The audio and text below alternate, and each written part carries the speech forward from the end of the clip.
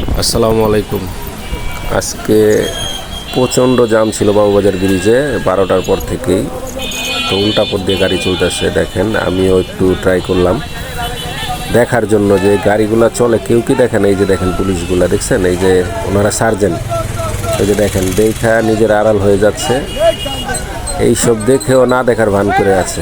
দেখেন, তাইলে এই যে অটোরিকশার দেখেন কি মারাত্মক দৌড়াত্মক। এরা করোনার চেয়ে শক্তিশালী। এদেরকে মানে বলে বোঝাতে পারবো না যে কীভাবে এরা জাম লাগায়। দেখেন কী বেপরোয়া, দেখেন কীভাবে পুরা রোডটা আটকে রাখছে। কেউ কিছু বলার নাই। কেন বলার নাই এটা আপনারাই বুঝে নেন। পুলিশও কিছু বলে না, আর মানুষ বললে তো ওরা সিন্ডিকেট মারমুখী চলে আসে। তাছাড়া এই যে ব্রিজের উপরে দেখেন বাজার বসছে, বাজারের কারণে জাম লাগে। দেখেন ওই পাশটা যাওয়ার জন্য প্রচুর জাম। এই রং সাইডে আসার পরও এরা কীভাবে বেপরোয়াভাবে গাড়ি চালাচ্ছে। যে দেখেন পুরা মাঝখান দিয়ে এই ভ্যানগুলা যাচ্ছে, মানে সব কিছু তাদের দখলে, বলার কেউ নেই।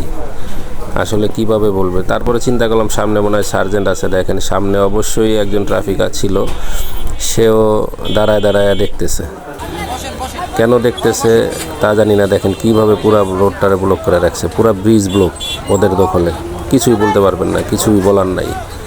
আর এই যে আমাদের একজন ট্রাফিক ভাই দাঁড়ায় আছে।